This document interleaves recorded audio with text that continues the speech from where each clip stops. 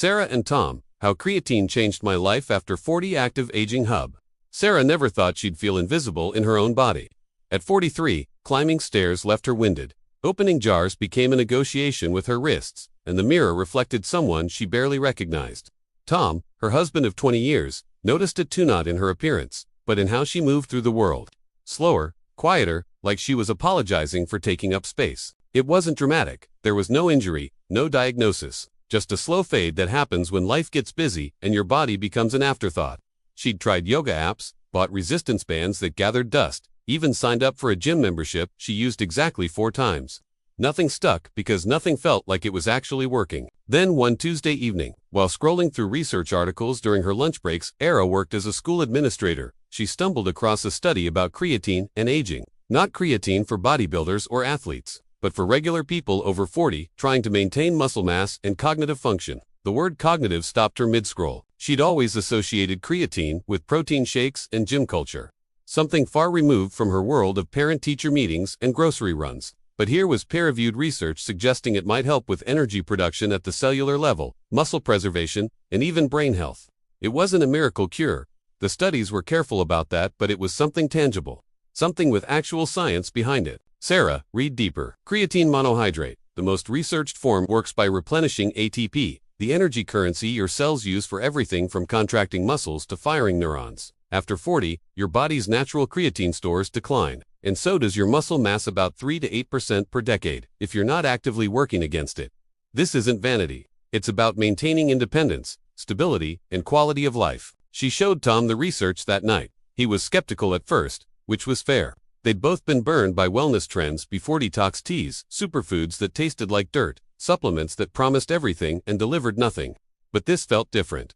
The evidence wasn't anecdotal. It was clinical, repeated across decades of studies involving thousands of participants. They decided to try it together, not as a quick fix, but as part of a broader commitment to treating their bodies with the respect they deserved. They started with 5 grams daily, mixed into morning coffee, which, contrary to what Sarah expected, didn't taste like anything.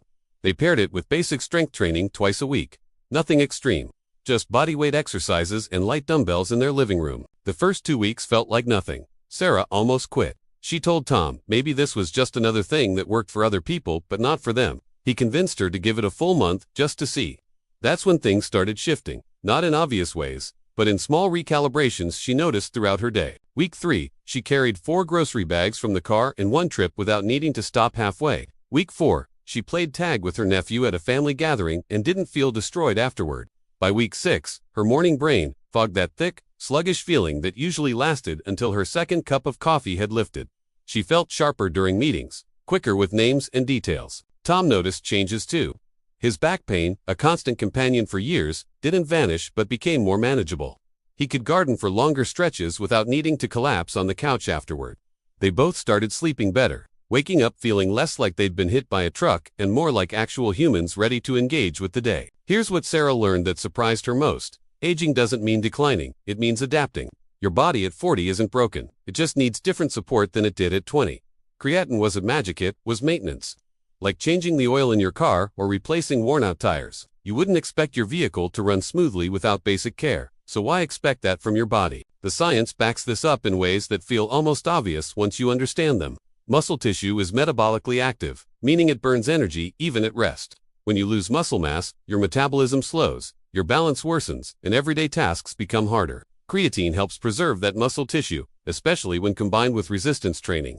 It's not about looking like a fitness model. It's about being able to lift your future grandchildren or hike a trail without fear. But beyond the physical, something else shifted for Sarah. She started to feel like herself again, not the 20-year-old version, but a stronger, more intentional version of who she was now. She signed up for a pottery class she'd been eyeing for years.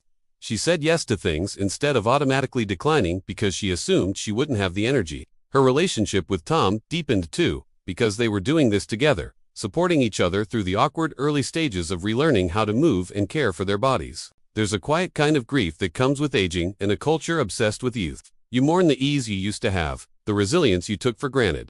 But Sarah realized that resilience isn't something you lose. It's something you rebuild with different tools. Creatine was one tool. Consistency was another. Self-compassion was the foundation beneath it all. She didn't become a different person. She became more herself, the person who had been buried under years of exhaustion and low expectations. Tom said it best one evening while they were stretching after a workout, "We're not trying to turn back time. We're just refusing to let it flatten us." What surprised Sarah most was not just how creatine monohydrate improved her experience with strength and energy after 40, but how everything started to feel different once she switched to the right method. She wasn't expecting such a clear change, and honestly, she tested it more than a few times before she figured out what really worked. This isn't a promotion or endorsement, just sharing real results that made a noticeable difference for her. She'll leave the link below if you want to dig deeper and understand what she means. The real transformation wasn't physical. It was the realization that she had agency, that her body wasn't something happening to her but something she could actively participate in caring for. Every squat, every scoop of creatine stirred into her coffee.